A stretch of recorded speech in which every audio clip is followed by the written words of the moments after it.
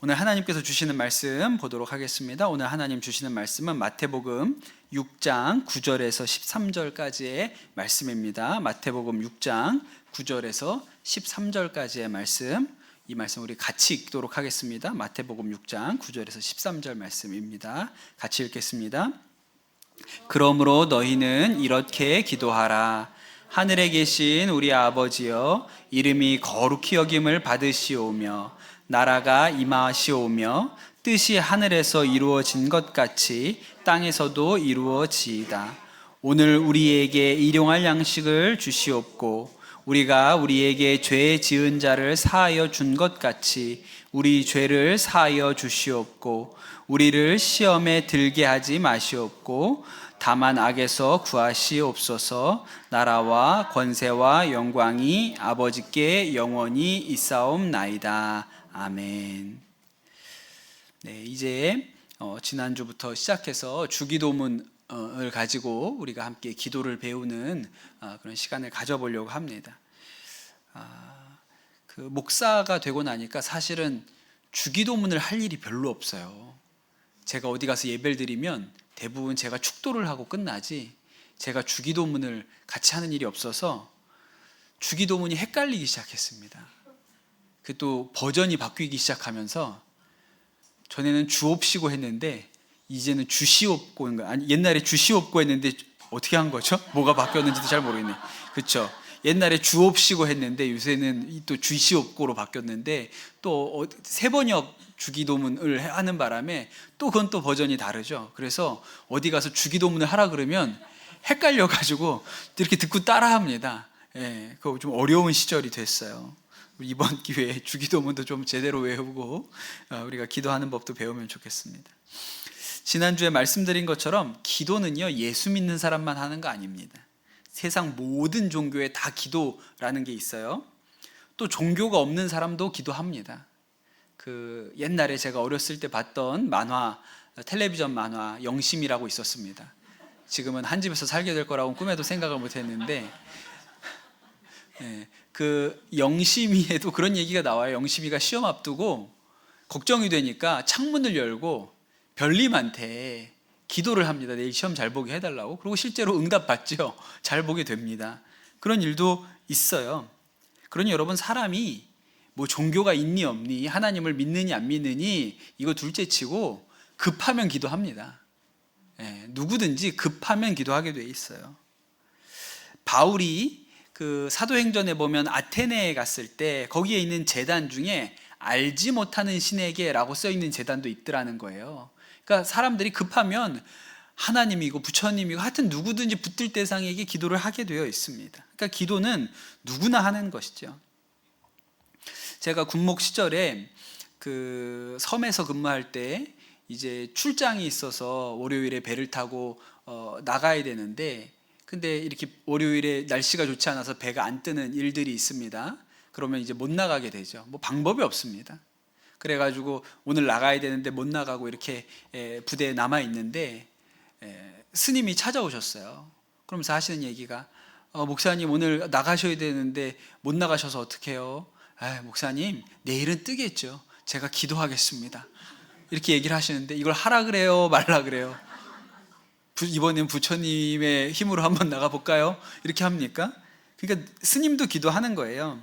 또 반대되는 일도 한 번 있었는데, 그때는 이렇게 군종과 회식이 있었습니다. 그 전 부대에서 군종과 회식이 있었어요. 그러면 식사 자리에 목사만 있는 게 아니고 신부님도 계시고 스님도 계시고 다 한 자리에 앉아서 밥을 먹는 거예요. 그때 스님이 우리 군종 참모셨어요. 군종 장교 중에 제일 계급이 높았거든요.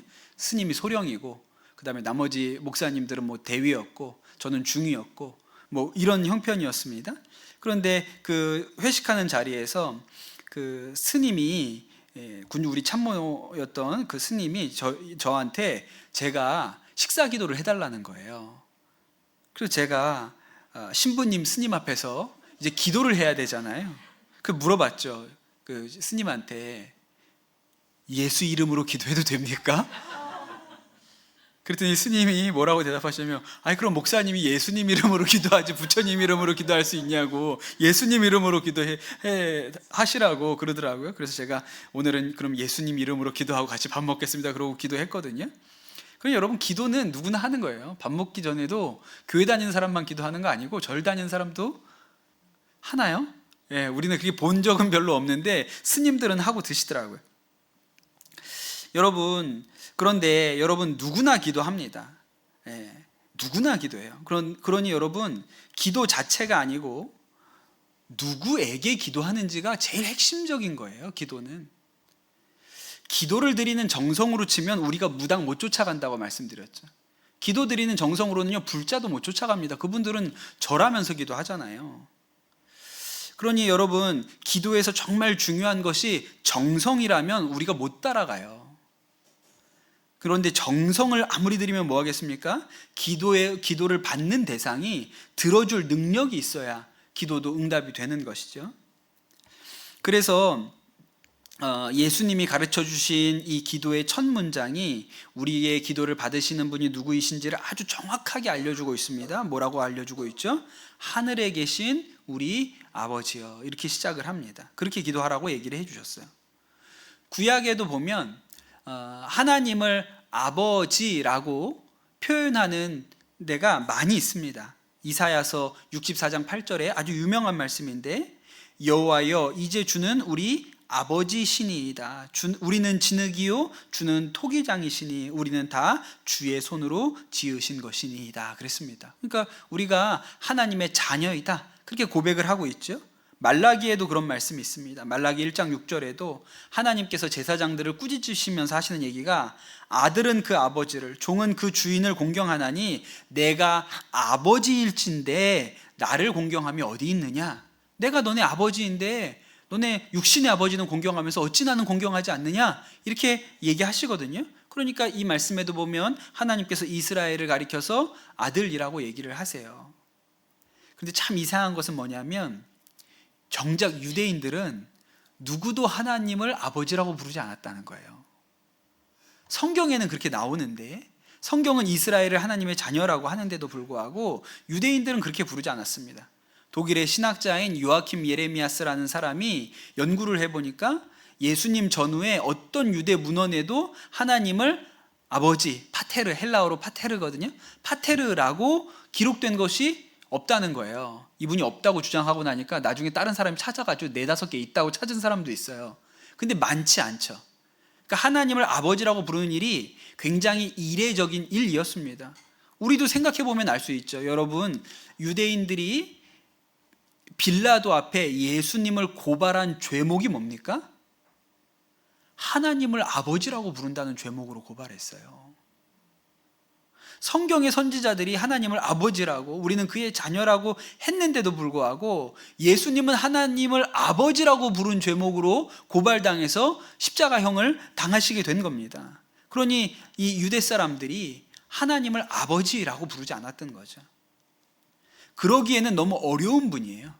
하나님은, 유대인들에게 있어서 하나님은 너무 어려운 분이죠. 그래서 하나님의 이름, 우리는 여호와라고 한글로 기록하지만 실제로 히브리 성경에는 그냥 신성 사문자라고 해서 읽을 수 없는 네 글자로만 표기를 했습니다. 그리고 그 글자가 나오면 읽지 않고 어떻게 해요? 아도나이 하고 주님이 하고 그냥 지나가는 거예요. 하나님의 이름을 안 부릅니다. 나중에 읽을 줄도 몰라요. 그냥 문자만 써놓고 읽지 않나요? 왜? 망령되이 일컫지 말라 그래서.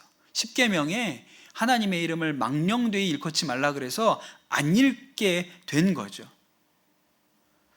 그러니까 하나님을 아버지라고 부르지 않는 거예요. 그런데 오늘 이 예수님이 가르쳐 주신 기도에서 하나님을 정확하게 아버지, 더 정확하게는 아빠라고 부르라고 예수님이 그렇게 가르쳐 주셨어요. 아마 지난주 말씀 우리가 기억해 보면 요한의 제자들이 기도하는 것처럼 우리에게도 기도를 가르쳐 달라고 그렇게 얘기가 나오죠. 누가복음에. 요한은 아버지라고 부르라고 하지 않았을 것 같아요. 그런데 예수님은 하나님을 아버지라고, 아빠라고 부르라고 그렇게 가르쳐 줍니다. 사실 여러분, 사람이 하나님을 아버지라고 부르는 것은요, 부르는 것이 어렵게 느끼는 것은 이상한 일도 아니에요. 탕자가 그 육신의 아버지에게 죄를 지었잖아요. 아버지 멀쩡히 살아계신데 재산 다 달라 그래가지고 허랑방탕하게 살다가 다 탕진하지 않았습니까? 그래서 남의 집에 머슴 살고 있는데 그때 그가 뭐라고 생각을 하냐면, 내가 아버지 집에 돌아가서 아버지한테 이렇게 얘기를 해야겠다. 내가 하늘과 아버지께 죄를 지었사오니 지금부터는 아버지의 아들이라 일컬음을 감당하지 못하겠나이다. 나를 품꾼의 하나로 보소서. 그러니까 육신의 아들도 진짜 아버지한테, 나를 낳으신 아버지한테도 죄가 있으면 아버지라고 못하고 가서 그냥 품꾼 하나로 보세요. 제가 무슨 자격이 없으니 뭐 아버지라고 하겠습니까? 그냥 저를 종이라고, 제가 앞으로는 주인님이라고 부르겠습니다. 그럼 저를 종으로 대하십시오. 이렇게 한다는 얘기지요. 그러니 죄가 있으면 육신의 아버지도 아버지라고 부르기가 어려운 것입니다. 죄 때문에 나를 낳아준 아버지를 주인님이라고 부르게 되는 거죠. 그러니 여러분, 하나님을 떠난 사람이 하나님을 아버지라고 부르는 일이 어려운 거예요. 그래도 되나? 내가 하나님을 진짜 아버지라고 불러도 되나? 그럴 수 있나? 그런 생각이 드는 것이죠. 그런데 예수님은 너무나도 명확하게 하나님을 아버지라고 부르라 그래 하셨어요. 아빠라고 부르라고 가르쳐 주셨거든요. 그 아이가 옛날에 초등학교 입학하면 그 학교 끝나고 나올 때 데리러 가보신 적 있죠? 그럼 수많은 아이들이 쏟아져 나오는데 거기에 우리 아빠나 우리 엄마가 서 있으면 애들이 거기서 나오다가 딱 아빠를 보고 어떻게 해요? 아빠! 그러고 뛰어갈 거 아니에요? 기도를 꼭 그와 같이 하라고 말씀하신 거예요. 하나님 기도할 때 우리가 어떻게 하냐면 아빠! 그러고 뛰어가라는 거예요, 하나님께. 예, 그게 기도라고 예수님이 첫 마디에 하늘에 계신 우리 아버지 이렇게 가르쳐 주신 것이죠. 여러분, 기도가 왜 힘들죠? 우리가 기도하면서 왜 기도가 힘들다고 느낍니까? 여러분, 어디 길 가다가 배고프다고, 근데 뒤져보니까 돈도 없고 카드도 없어요. 그래서 모르는 사람한테 저 돈 좀 빌려주시겠습니까? 그렇게 하실 수 있으세요? 그냥 식당에 가가지고 죄송한데 돈이 없어서 그런데 외상으로 저 한 끼만, 김밥 한 줄만 좀 해주시면 안 되겠습니까? 나중에 가져올게요. 하실 수 있으세요? 못하죠. 하실 수 있는 분은 진짜 대단한 분이에요. 존경합니다, 제가. 모르는 사람에게 여러분 부탁하는 게 쉬워요? 지하철 타고 가다가 제가 오늘 너무 힘들어서 그런데 죄송한데 한 번만 자리 양보해 주시겠습니까? 라고 태어나서 한 번이라도 해보신 분 없잖아요. 그거 못합니다. 아버지는 다르죠. 우리 애들은요, 저한테 맡겨놨어요, 늘. 매일 뭘 달래요. 매일 달라고, 용돈을 달라고. 학교 끝나고 교회로 오는데 하루는 다이소 갔다 와야 되고, 하루는 킹콩마트 갔다 와야 되고, 하루는 이마트 갔다 와야 되고, 하루는 핫도그 먹고 와야 되고, 빙글빙글 돌면서 거기다가 힘들면 업어줘, 귀찮으면 먹여줘. 세상에 이렇게 모렴치한 인간들이 어디 있습니까? 염치가 없어요. 왜 그럴 수 있죠? 아들이니까 할 수 있죠. 그럼 여러분, 하나님이 내 아버지여야 구하는 거예요. 남의 아버지면 어떻게 그렇게 해요? 똑같은 아들인데 우리 아들 말고는 그렇게 저한테 하는 사람이 없어요. 네. 지난주에 한번 교회에서 통닭시켜 먹었는데요, 거기 우리 아들 친구가 왔거든요. 우리 아들은 신나서 먹는 게 걔는 먹어도 되나? 먹어도 되나? 이러고 있어요. 여러분, 하나님이 내 아버지면 기도는 부담이 아니고 특권입니다. 아버지한테 구하는 건 자식의 특권이죠. 기도가 왜 부담스럽고 왜 힘들어요? 아버지 같지 않으니까. 모르는 사람한테 어떻게 달라고 해요. 그런데 아버지면 기도가 부담이 아니고요, 특권이에요.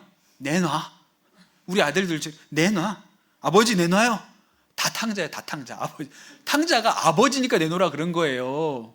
남이었으면, 남의 아버지였으면 강도라고 쇠고랑 차고 들어가죠. 근데 아버지니까 미리 땡겨 주세요. 어차피 주실 건데. 그러고 들고 나가잖아요. 데이빗 루이스라는 목사님이 쓰신 하나님이 찾으시는 예배라는 책에 나오는 이야기입니다. 이 목사님이 태국에 가서 집회, 태국 사람들을 모아놓고 말씀을 전하는 집회를 하셨는데, 목사님이 설교 중에 우리 아버지 하나님은 이렇게 말할 때마다 좀 이렇게 느낌이 이상하더라는 거예요. 뭔가 이렇게 전달이 잘 되지 않고 있다는 생각이 드셔서 통역해 주시는 분에게 아버지라는 말을 어떻게 통역하고 있습니까? 라고 물어보셨대요. 그랬더니 통역관이, 그 통역하시는 분이 하는 얘기가 하나님이라고 지금 번역하고 이렇게 자기가 설명하고 있다고, 아버지라고 하지 않고 하나님이라고 그렇게 번역하고 있다고 그래요. 근데 그 하나님, 태국말로 하나님이라는 말에는 아버지라는 개념이 없는 거예요. 근데 그렇게 번역을 하는 거죠. 목사님이 말고 제 말대로 아버지라고 통역을 해주세요 그랬는데, 이 통역하는 분이 하시는 얘기가 태국 문화에서는 하나님을 아버지라고 부를 수가 없대요. 그런 개념 자체가 존재하지 않는다는 거예요. 문화의 차이가 있는 거죠. 그래서 목사님이 물어봤어요. 찬송 부를 때 아버지라는 말이 나오면 뭐라고 말합니까? 했더니 다 하나님으로 바꾸지 아버지라고 부르지 않는다는 거예요. 우리는 하나님을 아버지라고 부르는 게 문화적으로 통용되지가 않는다는 거예요. 그러니 태국 사람들 중에는, 그리스도인들 중에 하나님을 아버지라고 부르는 사람이 없다, 그렇게 얘기를 하는 거예요. 목사님이 굉장히 충격을 받고 당황했어요. 이거를 어떻게 설명해야 되지? 그냥 하나님이라고 하면 저 멀리 그냥 조물주, 창조주 같은데 이걸 어떻게 설명해야 되지? 근데 이분이 강단에서 사람들에게 하나님이 우리 아버지입니다, 여러분 아빠예요, 여러분 성령님께 우리 물어봅시다. 우리가 하나님을 뭐라고 부르면, 아버지 되신 하나님을 우리가 뭐라고 부르면 좋을지 성령님께 여쭤봅시다. 그러는데 그 회중 가운데 어떤 여성이 일어나서 태국말로 아빠 이렇게 했다는 거예요.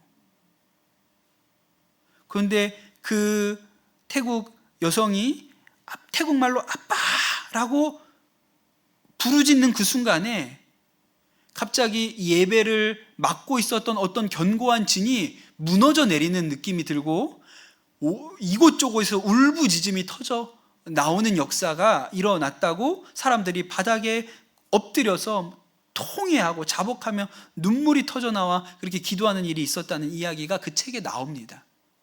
그러니까 아버지라고 부르는 거, 우리가 남에게 구할 수 없죠. 그러나 아버지에게는 달라 할 수 있어요. 그런데 꼭 이런 문화적인 차이가 아니더라도 우리나라에서도 하나님을 아버지라고 부르는 것을 어려워하는 성도들이 생각보다 많습니다.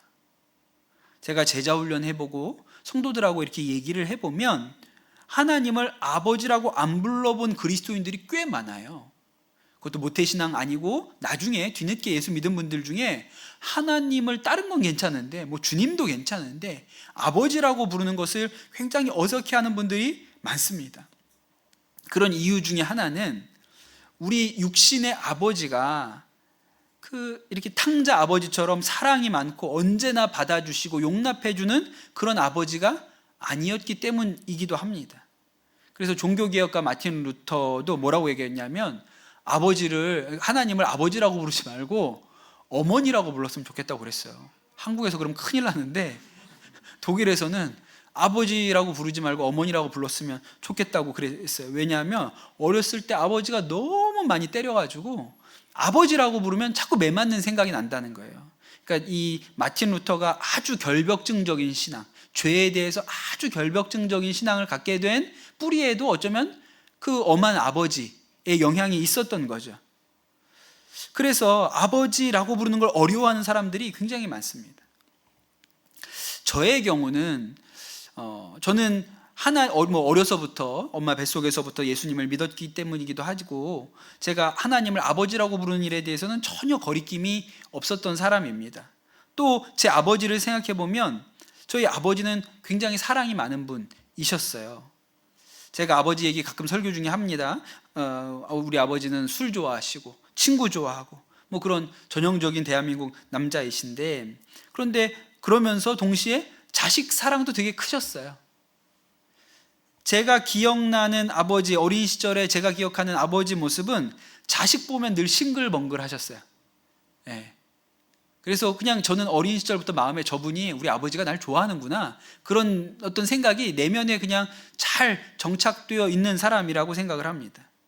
또 아버지가 엔간하면 아들이 원하는 것 다 해주려고 노력을 하셨던 분이에요.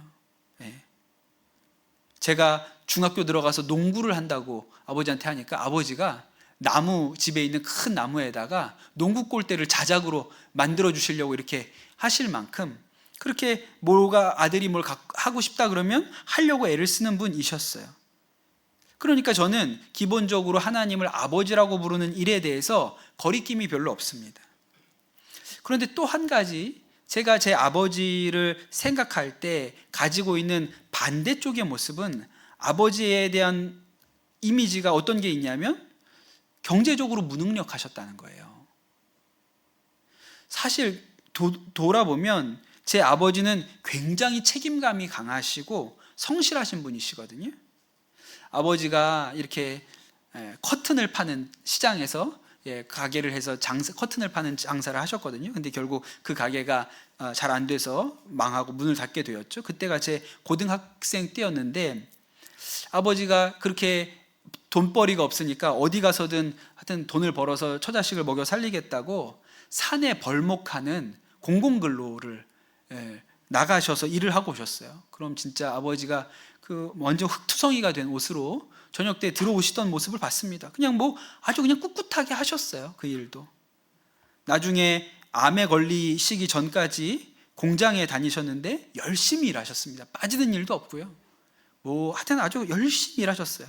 그런데 경제적인 수완은 별로 없으셨어요.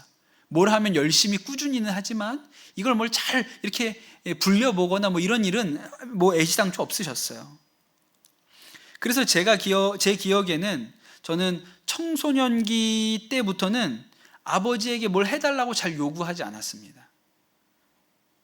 공부한다고 해서 문제집이 필요하잖아요. 저는 집에 가서 그거 말하기 되게 어려웠어요. 그거는 부모님을 어렵게 하는 일이라고 생각해서 문제집 사야 된다는 말하는 것도 조심스럽고 어렵게 생각을 했어요. 그러니 나중에 대학 가고 성인이 되었을 때는 부모님에게 뭘 의지한다는 생각 별로 안 했고, 대학 등록금 받아가는 것도 굉장히 죄송하다고 그렇게 생각을 했습니다. 지금도 아버지에 대해서 아주 남아있는 인상 중에 강렬한 기억이 하나 있는데, 고등학교 때 그 등록금을, 학자금을 못 낸 일이 한 번 있거든요. 그래서 이 일 때문에 그 담임 선생님이 아버지를 학교로 오시라고, 진짜 무슨 문제가 있는지를 확인하고 싶으셨겠죠. 그래서 아버지를 오시라고 해서 아버지가 학교 오셨던 일이 기억이 나요. 그리고 담임 선생님 면담하시고 그 학교 밖을 나가시던 아버지 뒷모습이 저한테 굉장히 생생해요. 그러니까 육신의 아버지가, 그렇죠, 비록 자식을 사랑하고 좋은 성품을 가졌더라도 능력에 있어서는 한계를 가질 수밖에 없습니다. 아직 저는 제 아들들한테는 제가 좀 전능하죠. 적어도 카페 1133에 가서는 제가 전능합니다. 또 다이소 가도 제가 전능합니다. 그렇죠? 뭐든지 사줄 수 있어요. 그런데 벌써부터도 우리 큰아이 같은 경우는 제가 할 수 없는 일들이 드러나기 시작해요. 저희 아들이 다니는 초등학교가 여기서 걸어서 한 15분 정도 가야 되거든요. 근데 학교가 멀다고 그 학교 옆에 있는 아파트로 이사를 가자는 얘기를 자꾸 해요.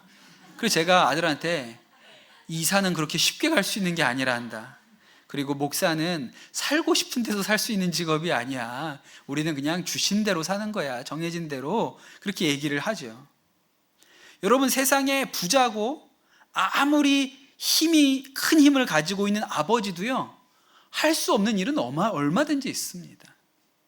미국의 지금 대통령 조 바이든 대통령이 72년에 딸이 교통사고로 죽죠. 2015년에는 부통령이셨거든요. 그때는 그 오바마 대통령의 부통령이었어요. 근데 그 2015년에는 장남이 뇌종양으로 먼저 세상을 또 떠나죠. 그러니까 아버지가 미국 부통령인데 그 아버지도 할 수 없는 일이 있어요. 너무 많죠, 사실은 생각해 보면. 그런데 여러분, 우리가 기도하는 하나님 아버지는 그런 한계가 없는 분이에요. 한계가 없어요. 그러니까 예수님이 가르쳐 주신 기도에 뭐라고 얘기하냐면 그냥 우리 아버지 하나님이 아니고 하늘에 계신 아버지 하나님, 하나님 아버지라고 이야기를 합니다. 근데 이 하늘에 계시다는 말은 그냥 세상과 동떨어져 있는 곳에서 우리를 내려다보고 계시다는 의미가 아니고 세상을 초월한 분이라는 뜻이에요. 우리가 예배 중에 사도신경을 고백하지 않습니까? 사도신경이나 주기도문이나 다 그 성경책 펴보면 맨 앞에 나란히 있으니까 비슷하게 쓰여졌을 것 같지만 사도신경은 훨씬 뒤에 쓰여진 거예요. 사도신경의 내용은 성경에도 없죠. 후대에 신앙 고백을 잘 정리하고 요약해서 만들어진 거거든요. 그래서 사도신경은 아주 정제된 표현들만 들어있어요. 근데 사도신경에는 하나님에 대한 믿음을 뭐라고 시작합니까? 전능하사 천지를 만드신 하나님 아버지를 내가 믿사오며 이렇게 하잖아요. 근데 예수님은 그걸 뭐 교리적으로 설명하려고 의도하신 게 아니니까, 기도 가르쳐 주려고 하신 거니까 그냥 그 표현을 하늘에 계신 이렇게 한 거예요. 그러니 하늘에 계시다는 말은 하나님이 전능하시고 천지를 창조한 분, 못하는 일이 없는 분이라는 의미인 것이죠. 우리는 그런 하나님께 구합니다. 이어령 교수님이 예수님 믿게 된 이야기가 너무 유명하잖아요. 따님이었던 이민아 목사님이 실명 위기가 왔어요. 근데 아버지는 너무 한국에서 유명한 분이죠. 관광부 장관도 지내셨고 또 그 한국에서 손에 꼽히는 석학이고, 그런데 딸이 시력을 잃어서 실명을 한다는데 아버지인데 해줄 수 있는 게 없네, 아무것도 할 수 있는 게 없다고 생각이 들었어요. 그때 그래서 처음 기도를 하셨다죠. 만약에 내 딸이 오늘 볼 수 있는 것을 내일도 볼 수 있게 해주신다면 내가 나의 남은 생애를 당신께 바치겠습니다. 그런데 딸이 눈을 뜨잖아요. 그 실명의 위기에서 벗어나죠. 그러니 여러분, 기도는 전능하신 하나님께 하는 거예요. 창조주 하나님께 하는 것이 맞는 것이죠. 그런데 동시에 그것 때문에 우리 안에 또 실망이 있어요. 왜냐하면 능력이 없어서 못 해주는 건 어쩔 수 없는데 할 수 있는데 왜 안 해주냔 말이에요. 우리가 기도하면서 느끼는 불만이 뭡니까? 능력이 없어서 못 해주면 알았어요, 못하는 건 뭐 어쩔 수 없지. 제가 내 아버지한테 우리 아버지는 돈이 없으니까 그냥 얘기 안 하는 것처럼 안 되니까. 근데 하나님은 전능하다고 하면서 안 해주시는데, 아버지라고 하는데 왜 전능하신 하나님이 안 들어주시냐, 그런 불만이 우리한테 있는 거예요. 마태복음 7장의 유명한 말씀이죠. 너희 중에 누가 아들이 떡을 달라고 하는데 돌을 주며 생선을 달라고 하는데 뱀을 줄 아버지가 있겠느냐. 너희가 악한 자라도 자식에게 좋은 걸 줄 줄 아는데 하물며 하늘에 계신 너희 아버지께서 구하는 자에게 좋은 것을 주지 않으시겠느냐, 이렇게 얘기하시죠.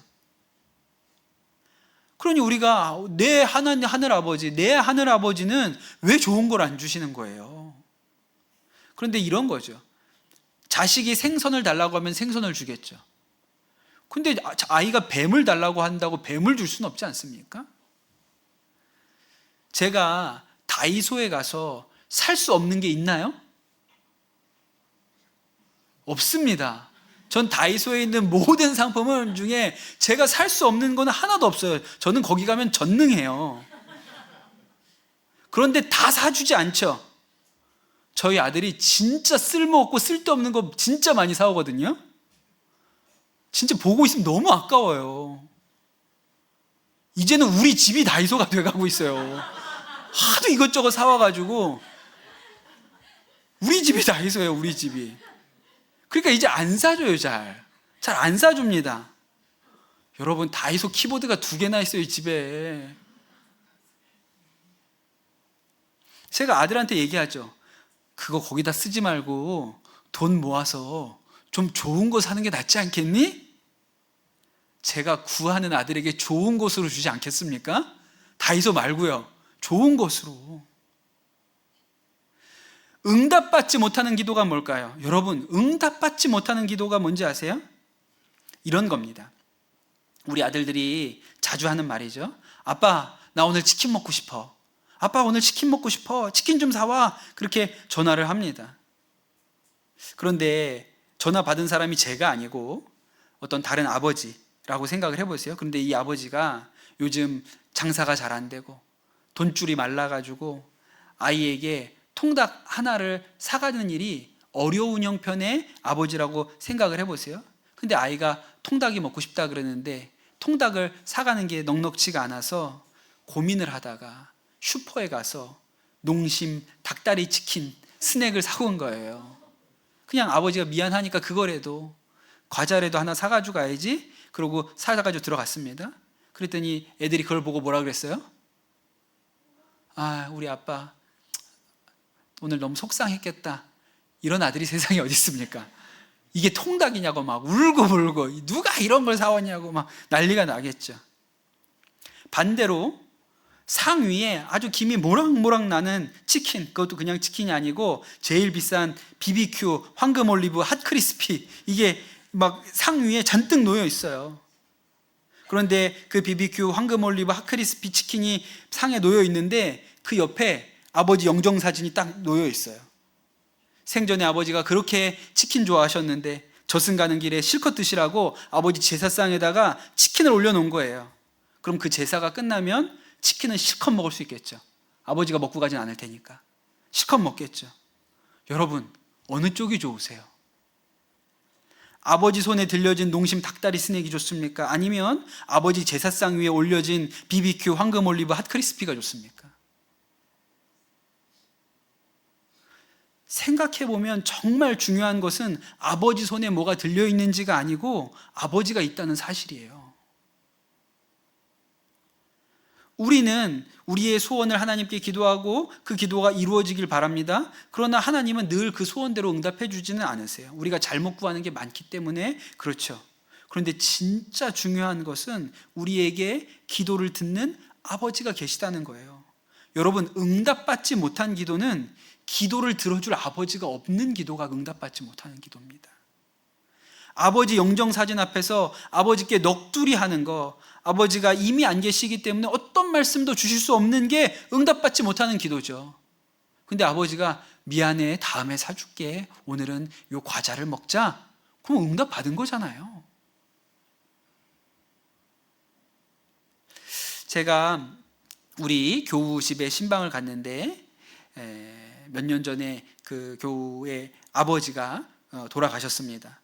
또 남편이면 아버지가 돌아가셨어요. 근데 이 돌아가신 아버지가 그 30년이 넘게 장애인으로 사셔서 집 밖 거동을 못 하시는 형편으로 사셨다는 거예요. 그러니 아버지가 생계를 하실 수도 없고 그냥 늘 집에 머물러 계신 거죠. 그런데 하신 얘기가 남편이 아버지가 그렇게 30년 동안 집 밖으로도 나가지 못하시고 집 안에만 계셨는데 그 아버지가 계셨던 시간이 너무 좋으셨다는 거예요. 아버지가 할 수 있는 일이 많지 않았음에도 불구하고 아버지가 계신 것이 너무 좋았다 그랬어요. 제가 설교 중에 저희 아버지 얘기를 드렸지만 우리 아버지가 경제적으로 그렇게 능력이 많지 않으셨기 때문에 뭐 다른 능력 있는 아버지들처럼 저에게 좋은 것을 많이 해주지는 못하셨죠. 그런데 아버지 살아계실 때가 좋았습니다. 왜냐하면 절 늘 기뻐하셨거든요. 제가 장가를 가게 되었을 때, 결혼하게 되었을 때 그 앞전에 아버지가 암 진단을 받고 수술을 받으셨어요. 간도 절제하시고 폐도 절제를 하셨거든요. 그런데 아들 결혼식은 어떻게든 가야겠기에 회복하려고 아주 기를 쓰셨어요. 그 의사 선생님이 뭐라 그랬냐면 수술 끝나고 열심히 걸어야 빨리 퇴원한다고. 열심히 걸어야 된다. 그 옆에서 보고 있던 다른 환자가 저 양반은 아주 안 죽으려고 기를 쓴다 그랬어요. 너무 열심히 걸어가지고. 근데 왜 그렇게 열심히 걸었을까요? 아들 결혼식은 가야겠으니까. 그렇게 걸으셨어요. 나중에 손주가 태어났을 때 아버지 기뻐하시는 모습을 보는 게 저도 기뻤습니다. 그러니 여러분, 응답이 그렇게 중요한 게 아니에요. 소원을 들어주시는 게 그렇게 중요한 게 아니에요. 아버지가 계신 것이 응답입니다, 우리에게는. 아버지가 계신 것이 가장 큰 응답이에요. 하늘에 계신 내 아버지께서 안 주시면 무슨 이유가 있겠지. 아니, 뭔 까닭이 있겠지. 주고 싶은데 안 주시면 뭔 까닭이 있겠지. 그러나 아버지는 계시지. 이게 제일 큰 응답이지요. 한 가지 좀 더 해야 되는데, 오늘 말씀해 보면 하늘에 계신 내 아버지라고 안 하고 우리 아버지라고 그랬어요. 우리 아버지. 주기도문을 잘 생각해 보세요, 여러분. 주기도문은 우리 합니다. 그렇죠? 하늘에 계신 우리 아버지 그렇게 하고, 우리에게 일용할 양식을, 우리가 우리에게 죄 지은 자를 용서한 것처럼 우리의 죄를 용서해 주시고, 우리를 시험에 들지 말게 하시고. 그러니까 이 기도가요, 공동체의 기도예요. 개인 기도가 아니고 공동체가 같이 하는 기도거든요. 여러분, 하나님을 아버지라고 기도하는 이들이 다 형제고 자매입니다. 혹시 여러분 교회 안에 마음에 안 드는 이가 있습니까? 야, 그 사람하고 같은 교회 다니기 힘들어가지고 나 딴 교회 가야겠다, 이런 생각 해보신 적 있으세요? 참 다행이네. 네. 앞으로도 계속 없기를. 근데 그 사람에게도 하나님이 아버지세요. 바리새인이 세리를 보고 하나님 앞에 감사 기도를 합니다. 하나님, 제가 저 세리 같지 않은 것을 하나님께 감사합니다 그랬어요. 이건 감사 기도가 아니고요, 하나님 마음에 못을 박는 거예요. 하나님, 나는 저 사람 같지 않아서 감사합니다. 근데 하나님은 그 세리 아버지예요. 내 아버지는 내 기도만 들어주면 되죠. 예? 저는 아들이 둘이잖아요. 둘이 상충된 요구를 할 때가 많습니다. 나는 BBQ, 나는 BHC 이럴 때가 많아요. 그럼 어떻게 될까요? 그럼 처갓집 통닭을 먹거나 최악의 경우는 못 먹게 되는 경우가 많습니다. 먹지만 이 둘은 둘 다 이렇게 되거나 그냥 제가 먹고 싶은 걸 먹죠. 하늘에 계신 우리 아버지는 어떻습니까? 누가 여름에 날씨가 가물어서 하나님 비 좀 내려주세요, 비 좀 내려주세요 이렇게 기도를 하는데, 그 옆에 수련회 갔다고 어느 교회에서 와가지고 하나님 좋은 날씨 주세요, 내일은 비 안 오게 해주세요, 화창한 날씨를 주세요. 그럼 하나님은 어떻게 응답을 해주셔야 돼요? 낮 동안에는 비가 안 오다가 잘 때만 오게 해주시면 되죠. 고민스러운 거예요. 하나님, 우리 아이가 합격하게 해주세요. 그렇게 기도했어요. 우리가 아이가 합격해서 불합격하는 아이도 교회 다니는 집 아들, 하나님 자식이면 어떡하냐고요. 하나님, 우리 교회 부흥하게 해주세요. 우리 교회 부흥하게 해주세요. 니네 옆에 교회는 어떡하냐? 니네 옆에 교회는 어떻게 되었으면 좋겠니? 그러니 여러분, 하나님이 어떤 기도에 응답을 해주신다, 내 뜻대로 기도를 이루어 주셨다, 안 이루어 주셨다, 이걸 어떻게 맞다 틀리다고 말할 수가 있어요. 그러니 여러분, 우리가 때때로 무엇을 구해야 할 때도 모를 때가 있죠. 이거 어떻게 구해야 되지? 이건 뭐라고 기도를 해야 되지? 그럼 여러분 그때 어떻게 하시면 돼요? 아버지, 아버지. 우리가 기도하다 보면 막막해서 기도가 안 나올 때가 있어요. 너무 막막해서. 그럼 우리 어떻게 기도해야 돼요? 말이 안 나올 때가 있죠. 그럼 어떻게 기도해야 돼요? 아버지, 하늘에 계신 우리 아버지. 너무 마음이 낙심되어서 기도할 힘이 없다. 그럼 여러분, 우리 어떻게 기도해야 됩니까? 그냥 아버지. 다 잘라내고 딴 거 답답해서 기도를 할 힘이 없으면 그냥 아버지만 하면 되죠. 김도현이라는 찬양 사역자가 있는데, 그분이 부른 찬양 중에 우리 아버지는 이라는 찬양이 있습니다. 제가 이 찬양을 오늘 말씀 후에 부르고 싶은데 모르는 분이 많을 것 같아서 그냥 제가 가사를 읽어드릴게요. 우리 아버지는 지금도 일하시네. 우리 아버지는 지금도 역사하시네. 눈에 보이지 않아도, 쉽게 느낄 수 없어도 우리 아버지는 지금도 일하시네. 우리 아버지는 내 기도 들으시네.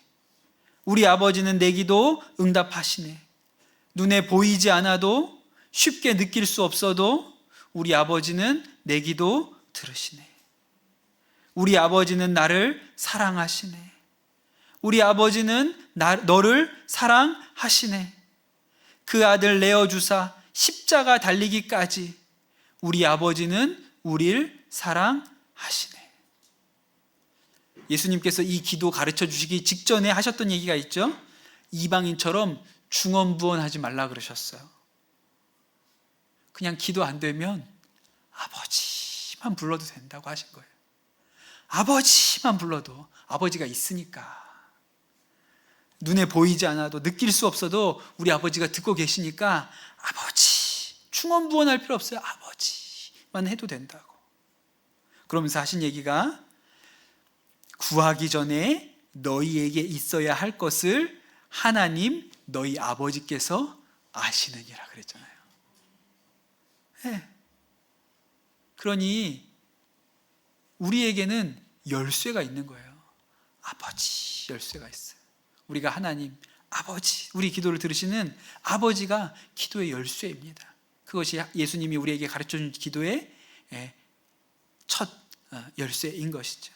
여러분 그 아버지 앞으로 여러분 나아가시는 은혜가 있게 되시기를 축복합니다. 우리 같이 찬양하고 기도하도록 하겠습니다.